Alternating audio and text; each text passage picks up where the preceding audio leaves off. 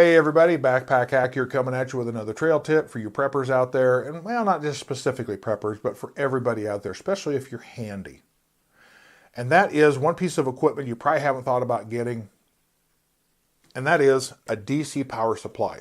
Also known as a lab power supply, variable power supply, benchtop power supply. People who are really heavy into electronics and projects like that probably have one of these. For the average homeowner, you probably hadn't thought about it. But this is something I bought that I thought, I'm going to get one of these and maybe use it 2 or 3 times a year and put it away and never use it. I can't believe how many times I actually pull this thing out and actually use it. For years, I've been saving these little, what I call wall warts. They're little transformers that take my electrical service down to a DC connection. And the reason the manufacturers use these is so they can make a device that just runs off of, let's say, 12 volts DC. And they just supply this, depending on where in the world they, send it to, gives you the voltage and the pin configuration of the different electrical systems around the world. I've collected a bunch of these. These are just a few that I drug out of the box I have in back. In fact, it's not a box, it's a Faraday cage. I got to keep them in something. Why not a Faraday cage? These are all different voltages, different capacities, different pin configurations, and different polarities. A couple of them have a center negative. A lot of them are center positive, but some of them have the center pin as negative. Now, manufacturers for a long time have made something like this. This is a multi-volt output. It is 600 milliamp or 0.6 amps output. It will put out 3, 4.5, 6, 9, and 12 volts. And it's got a bunch of pins in here to emulate all the different ends. And the reason for that is there are a lot of differences. You may look at these two right here and say, well, other than the color, they look the same. I mean, they're the same size and shape and everything, but the pin configuration is different. These are not interchangeable. This is a coaxial, whereas this one's a barrel. And they're one's a different polarity. This one is center negative, where this one's center positive. Now, I could get the 12 volts out of this and replace these two and put in 12 volts, and but this one, this one does not have the coax connection. It also has a polarity switch on here, so I can reverse polarity between center negative and center positive. The only problem is I'm limited to the voltages on this. I'm limited to 3, 4.5, 6, 9, and 12. What do I do if I want something different than that? To give you an example, if I needed to, I could replace one of these with one of these. Let's say I have a device that this has failed. This part is still good, but this part has failed. It says right on here that this is, find it here, 9 volts, 800 milliamps, center positive. I can cut this, strip the wires back,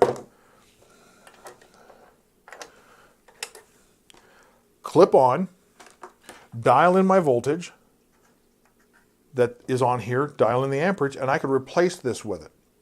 Now, I'm not saying wherever you have one of these, go buy one of these.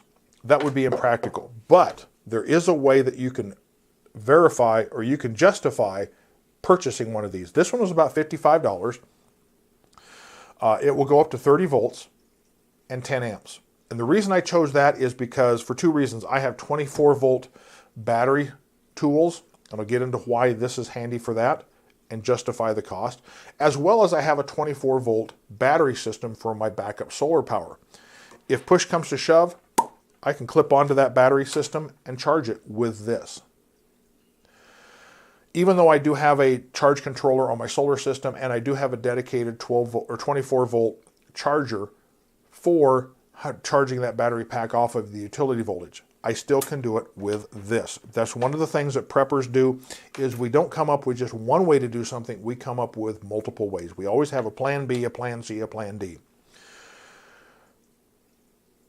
Like I said, the cost on this was $55. It'll go up to 30 volts and 10 amps. A lot of them are going up to 20 volts, maybe 5 amps. They're going to be less. That may be enough for you. I thought 30 volts, 10 amps would be more than enough. You can go higher. It just, the higher the voltage and the higher the current output, the more money it's going to cost. 30 volts, 10 amps, cost me $55. Now, if you want to know how to justify that, how many people have one of these? Power, not a Makita, but a power tool, a cordless tool. It doesn't matter whether it's Makita, DeWalt, Rigid, Milwaukee, it doesn't matter. Now, a lot of homeowners will buy these thinking they're great, use them for a while, and then put them away. The problem is, if you look at this battery pack, it will say it goes from 7.2 to 18 volts, which is great because that way if I have a variety of tools, some of them are 12, some are 7.2, some are 9.6, some are 14.4, as long as they're this same configuration, I can use the same charger. That's great. The problem is, if I don't use this battery, and this is an 18 volt battery, if I don't use this for a very long time, and we all know batteries lose their charge over time. Every battery sitting here is slowly losing its charge. The issue becomes when you put this in after you haven't used it for a while, it starts flashing, replace battery pack. So, oh, I got a bad battery. Doggone it, I just bought this a couple years ago. So you go down to the hardware store and you buy yourself a new battery pack and it costs you 75 to 100 bucks. You don't probably need to. Here's the issue. When these batteries sit for so long, the voltage starts to drop. So if this battery sits for a long enough time, it will read 16 volts, and then 14 volts, and then 10 volts, and then 8 volts, and then nothing. Eventually it will read 0 if it sits long enough. Here's the issue. If this has been sitting so long that, let's say you put a meter on it and it reads 12 volts, this thing's going to say, hey, it's a 12 volt battery. It's going to try to apply 12.8 or 13 or 13.2 volts to it, and it's not going to get a current flow because you can't charge an 18 volt battery pack with 13 volts. So what's this do? Tells you you've got a bad battery pack. Not so fast. What you can do, and this is a very common trick, is take this, match the voltage to this, like this is an 18 volt, I would dial this up to like 19 volts, clip these onto the terminals, put power to it for about a minute.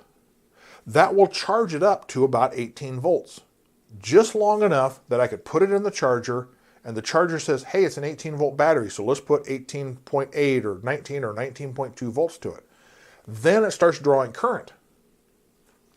The minute you do that with one of these, you've justified the cost of this. And that's just once. How many times have you heard of somebody, or you yourself have had to go out and buy what you thought was a bad battery pack, where in fact it was actually just so low of a voltage that this thing doesn't work properly because it thinks this is a lower voltage battery. It can't sense the actual voltage. You apply the proper voltage to this for just a minute, not going to hurt it any, pop it in there, and away you go. I've done that several times. It's a very common trick. It also allows me to check the wattage of lamps, for instance. Here's a 12 volt lamp indicator light out of a vehicle. Now I know it's 12 volts, but what's the wattage? There's nothing on here that tells me. So here's what I'm going to do. I'm going to clip on, and I'm going to dial this up until it reaches 12 volts. And you hear a fan running now because once it starts putting out enough current, it runs a fan to keep the unit cool. And I'm going to dial this up to 12 volts. And I can see I'm drawing 0.5 amps. 12 times 0.5 is 6. It's a 6 watt lamp. So now I know I can go to the store and say I need a lamp like this in 6 watts. Okay? And that's another use for it. It gives me access to all the voltages that these do not. For instance, a couple of years ago I bought a big screen TV, a flat screen. And when I was installing it, the wall wart or transformer that it came with it, I looked at it, 17.4 volts. Now you're not going to go down to your local Radio Shack and buy one of these in 17.4 volts. You're probably going to have to go back to the manufacturer to buy one. Now if the power supply to that big screen TV goes out, snip, throw that part away, keep this part, strip it back, clip this in, dial in 17.4 volts, and whatever amp output this is, let's say it's 1.5, I dial in 1.5 amps. I can at least run my TV until I find a replacement at a reasonable cost. Because I guarantee you, the manufacturer is going to want $200 or $300 for that replacement power supply, if they have one at all. I might be able to find one fairly cheap on short notice, but if I could run my TV off of this for a few weeks, I can shop around. I have some time. My TV will run, I'll just use it off of this. It allows me access to all those odd voltages. 3.7, 1.25, 12.8.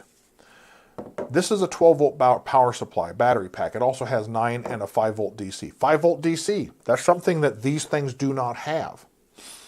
It gives me access to all those voltages. 18, this won't do. My 17.4, none of these will do. This gives me access to all those voltages. So in a pinch, I could charge any of these rechargeable batteries with this. It's not the best. Now, I will admit that if I can get these two unmarried here, here's a 12 volt power supply, center positive. It fits. I plug it in.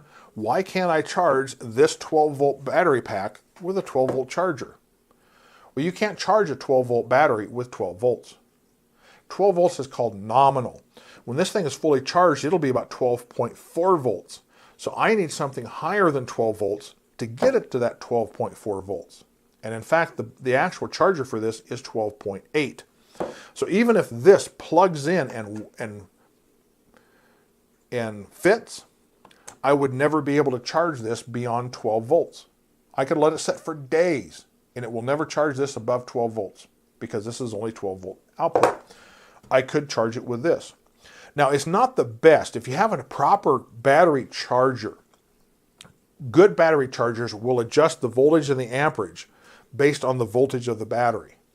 It continually monitors the charge of the battery itself. So it's not the best idea to charge batteries with one of these, although it can be done. It's not the best. You could overcharge it, you could undercharge it, you could damage the battery by really putting in too much voltage into it or something like that if you're not sure what you're doing. But it is possible. You can take, and I've shown this trick before, where you take a couple of metal strips and some magnets, and I can clip onto here, and I've got everything dialed down to 0 here, and I will do that, and I should get the voltage of this battery. 4.1. So this is a fully charged battery. If I wanted to charge it, I could. But it is possible to do. Suffice it to say that you can charge it. It just takes a lot of babysitting, and you have to know the charge curves of all your different batteries. Because even these 3.7 volt batteries are going to have different charge curves. But it can be done. You have to babysit it, you have to monitor it, you have to watch your voltage and watch your current flow, but it can be done. So in a pinch, you can do that. Speaking of in a pinch, charger cord for my cell phone. You know, we're all familiar with these. You know, I realize USB ports are like belly buttons. They're everywhere. However, in fact, even this thing has one. If I could charge it off, I could charge my phone off of this battery pack. But let's just say that you have no place to plug this into. You've got this, but you don't have something to plug this into. Push comes to shove. I could take my knife, cut this, peel it back, find the black and the red, clip these on, dial 5.2 volts, and plug this end into my phone and charge my phone. I realize that's a very rare instance, but it is nice to know that as absolute last possible worst case scenario, I'm able to do that. So I'm going to go ahead and wrap this video up because you probably are tired of hearing me drone on about all this. But like I say, $55, 30 volts, 10 amps. As soon as I realized that instead of buying one of these, I could have bought one of these and maybe saved myself the cost of this. And I have actually done this. I have batteries that I don't use every often. I use once a year. I still have to do this little trick of putting power to it so the charger will recognize the proper voltage and charge the battery. That alone has saved me the cost of this unit. 30 volts, 10 amps, probably more than enough than most people will ever need. If you want to get a 20 volt system, 20 volt one out, maximum output, that's fine. Just remember, the higher the voltage, the higher the current flow that it puts out, the more money you're going to cost. 30 volts, 10 amps would probably be more than enough for most people, $55. You can probably get a 20 volt one for about $40, $45. I've droned on long enough. You're probably tired of listening to me yak, so I'm going to go ahead and wrap this up. If you're watching this on YouTube, I'll have a video up here about how to do this little trick with the magnets and the metal strips. It'll be floating up here above my left shoulder. Be sure to like, subscribe, comment, and share my videos. This is Backpack Heck coming out with this trail tip. Be safe out there, and I'll see you out there on the trail.